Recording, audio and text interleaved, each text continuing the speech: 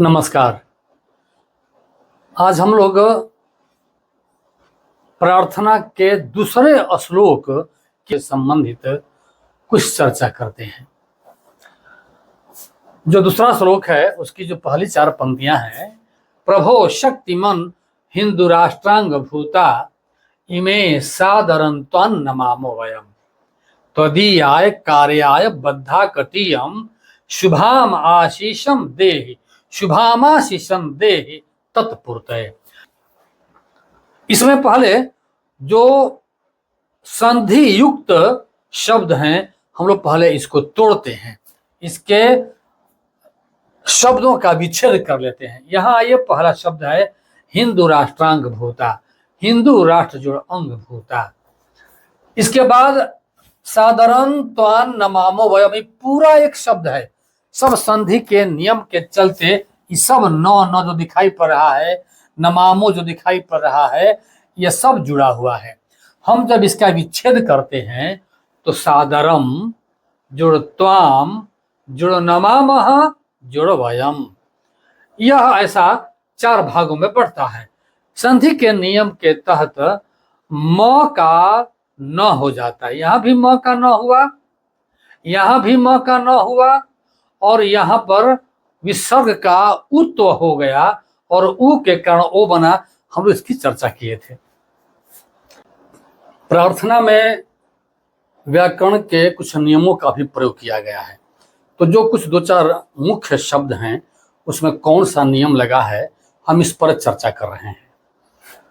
एक पर सवर्ण संधि होती है, उसका क्या नियम है कि जब म के बाद किसी भी वर्ग का कोई वर्ण आता है, वर्ग 5 होते हैं, कवर्ग चवर्ग टवर्ग तवर्ग पवर्ग, ये 5 वर्ग होते हैं।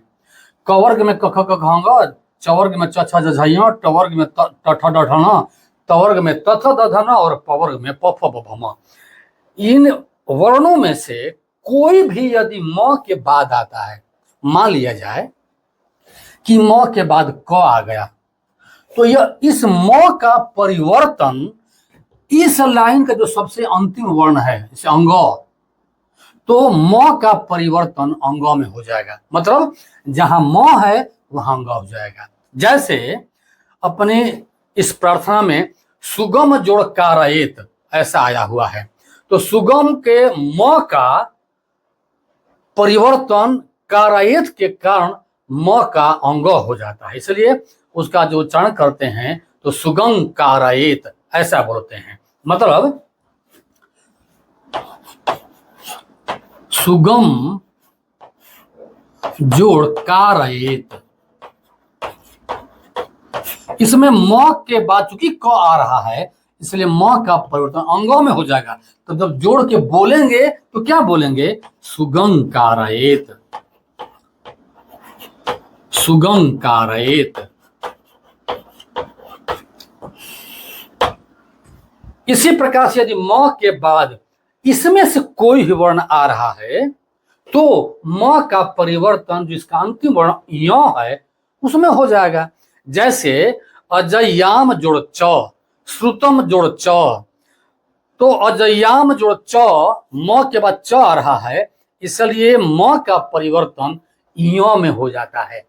चूंकि अजय्याम के म के बाद च आ रहा है, च वर्ग में से कोई आ जाए तो इस म का परिवर्तन य में हो जाएगा।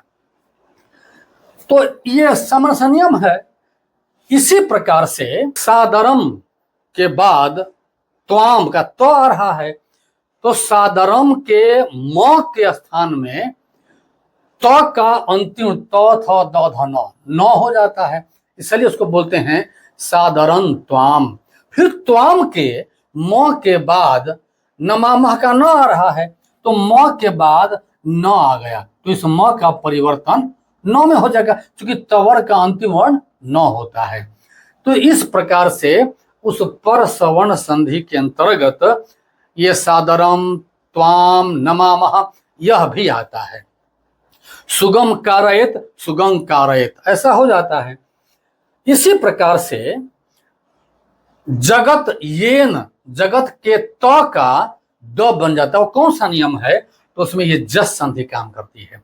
जैसे कचटत प माने किसी भी वर्ग का पहला वर्ण क च ट त प माने कचटत प के बाद में यदि कोई स्वर वर्ण आ जाए या किसी भी वर्ग का तीसरा चौथा पांचवा वर्ण हो, क वर्ग का तीसरा चौथा पांचवा गघंग जझय डढ़ण दधन बभम, इसमें से कोई आ जाए तो यह जो पहला वर्ण है कचटत प वो अपने अपने लाइन में माने अपने अपने वर्ग का तीसरा वर्ण हो जाता है। अगर क है तो ग हो जाएगा, च है तो ज हो जाएगा, ट है तो ड हो जाएगा, त है तो द हो जाएगा। इसलिए जगत के त का परिवर्तन द में हो जाता है। तो जगत जोड़िए न जगत ये न, कब? जब प्रथम वर्ण के बाद इसमें से कोई आ जाए, कोई स्वर हो, किसी वर्ग का तीसरा चौथा पांचवा वर्ण हो या यरलव हो, तो जगत के बाद में य आ रहा है, ये न, उस य के कारण त का द बन जाता है। इसी प्रकार से विसर्ग का उ बनता है। वो कौन सा नियम होता है? उत्व संधि। जैसे विसर्ग के पहले अ हो और बाद में अ हो या किसी भी वर्ग का तीसरा चौथा पांचवा वर्ण हो तो विसर्ग पहले उ बनता है। अब यह उ अपने पहले वाले अ से जुड़ता है और जुड़ करके ओ हो जाता है। इसलिए जैसे नमामह, न मा मह जोड़ो वयम। अब देखिए यहां विसर्ग के पहले म में अ जुटा हुआ है, तो पहले विसर्ग का की बाद में वो आ रहा है। यहां लिखे हम लोग कि वर्ग का तीसरा चौथा पांचवा वर्ण हो या यरलव हो, यहाँ वो आ गया। इस वो के कारण पहले विसर्ग बनेगा उ। अब यह उ इस म में जो अ जुटा हुआ है उसके साथ मिल करके यह ओ बनेगा, ओ बन जाएगा। इसलिए यह ओ फिर म के स्थान में मो हो जाता है। इसलिए नमामो वयम। तो ये कुछ छोटे छोटे नियम हैं, इसको जान लेने से भी सुविधा रहती है कि हम सादरम त्वाम नमामो वयम क्यों कहते हैं। तो वहां सादरम त्वाम नमामो वयम ऐसा उच्चारण होता है। सुगम कारयेत लोग बोलते हैं प्रार्थना में, लेकिन शुद्ध उच्चारण है सुगम कारयेत। म का अंग हो गया कारयेत के क के कारण। इस प्रकार इन नियमों को भी जब हम अर्थ जानते हैं तो ध्यान में रखना चाहिए। फिर कटियम जो शब्द है, इसमें दो शब्द है, कटी, कटी माने कमर, इयम माने यह, तो कटी जोड़ इयम। यहाँ शुभाम आशीषन है, देह, ये दोनों शब्द मिले हुए हैं आपस में, तो शुभाम आशीषम देह। यहां भी म का न हो गया। जब हम प्रार्थना बोलते हैं उस समय संधि का नियम प्रयुक्त करके तब हम न बोलते हैं। आइए अब हम लोग इसका एक बार अन्वय करते हैं, जैसे पिछले श्लोक में किए थे। हे शक्तिमन प्रभो, हे शक्तिमन प्रभो, हिंदू राष्ट्रांग भूता इमे वयम त्वाम सादरम नमामः। अब यहाँ पंक्ति में ध्यान देने लायक है, यहाँ ये जो शब्द है प्रभो शक्तिमन, यह संबोधन का शब्द है। तो हे शक्तिमन प्रभो, हिंदू राष्ट्रांग भूता इमे वयम त्वाम सादरम नमामः, ऐसे इसका अनुवाय हुआ। बाकी जो नीचे की पंक्ति है इयम कटी, यहां लिखा हुआ है शक्तिमन प्रभो इयम कटी त्वदीयाय कार्याय बद्धा तत्पूर्तये शुभाम आशीषम देह। एक बार हम इसका अर्थ सामान्य रूप में जान लेते हैं, सरलार्थ जानते हैं। अर्थ हो गया कि हे शक्तिशाली प्रभु, हिंदू राष्ट्र के अंग बन चुके ये हम, माने ये हम स्वयंसेवक, ये हम मातृ भारत माँ के सपूत, ये हम भारत माँ के पुत्र, त्वाम तुमको आदर सहित प्रणाम करते हैं। किसको प्रणाम करते हैं? तो शक्तिशाली प्रभु को। कौन प्रणाम कर रहा है? स्वयंसेवक प्रणाम कर रहे हैं। स्वयंसेवक कौन है? तो मातृभूमि के सपूत हैं, मातृभूमि की वंदना करने वाले हैं, मातृभूमि के पुत्र हैं, मातृभू की संतान शक्तिशाली प्रभु से प्रार्थना करते हुए कहते हैं कि हे शक्ति मन प्रभु, हे शक्तिशाली प्रभु, हिंदू राष्ट्र के अंग बन चुके ये हम तुमको आदर सहित प्रणाम करते हैं। सादरम स आदरम, आदरेण सह, आदर के साथ प्रणाम करते हैं। अब जो तो दिया कार्य है इसका भी यह दिया हुआ, हे शक्तिशाली प्रभु, हे शक्तिमान प्रभु, यम कटी यह कमर त्वदीयाय कार्याय बद्धा, तुम्हारे कार्य के लिए कस चुकी है। यह कमर तुम्हारे काम के लिए कसी जा चुकी है, यह कमर तुम्हारे काम के लिए बंध चुकी है। कमर कसना मुहावरा है और कमर कसना का अर्थ होता है तैयार होना। हे शक्तिशाली प्रभु, यह कमर तुम्हारे काम के लिए कस चुकी है, तैयार हो चुकी, बांधी जा चुकी है। उसकी पूर्ति के लिए शुभ आशीर्वाद दे दीजिए। हे शक्तिशाली प्रभु, यह कमर तुम्हारे काम के लिए, कार्याय काम के लिए, बद्धा माने कस चुकी है, बंध चुकी है, बांधी जा चुकी है। तत्पूर्तय उसकी पूर्ति के लिए, किसकी पूर्ति के लिए?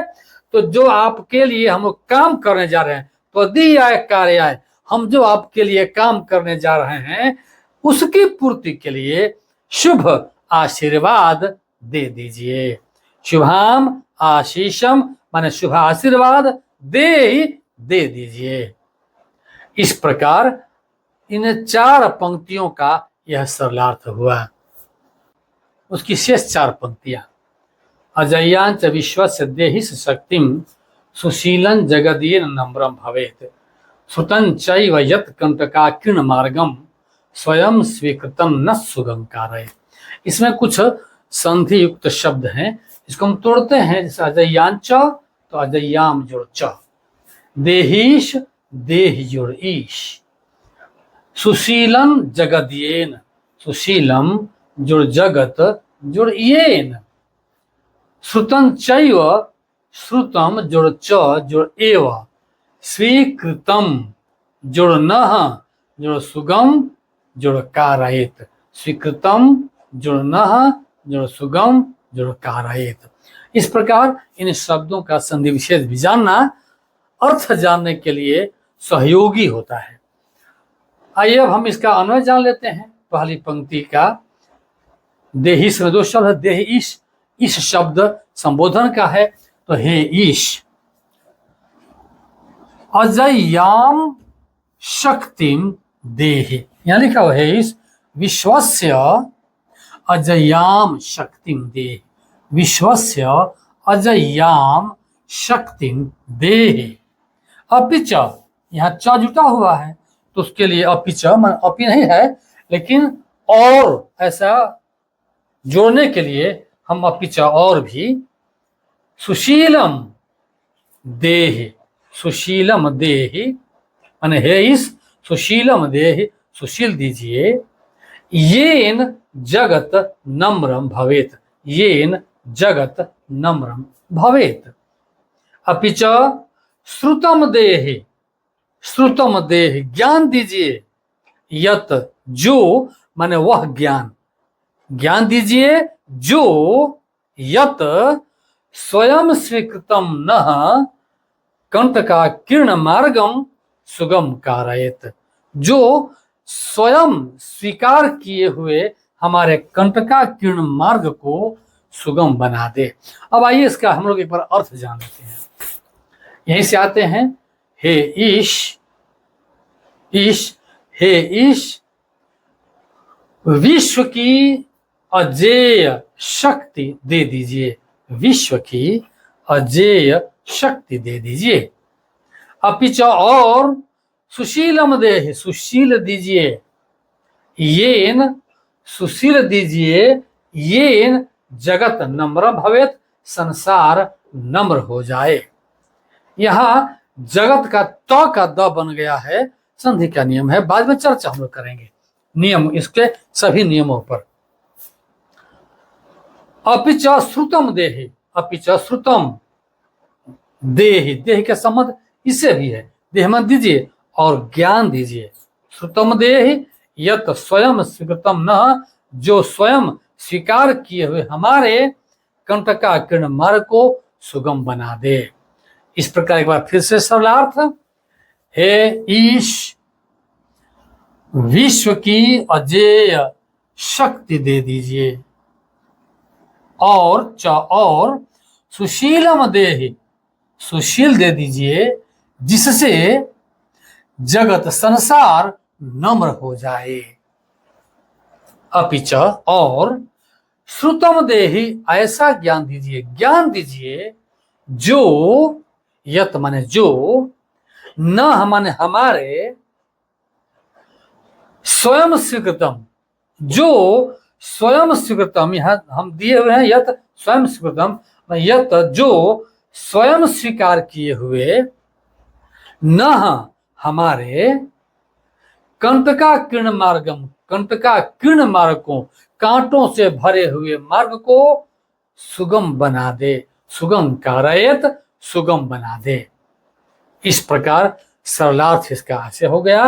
ध्यान से सुनने के लिए आपको बहुत बहुत धन्यवाद। नमस्कार।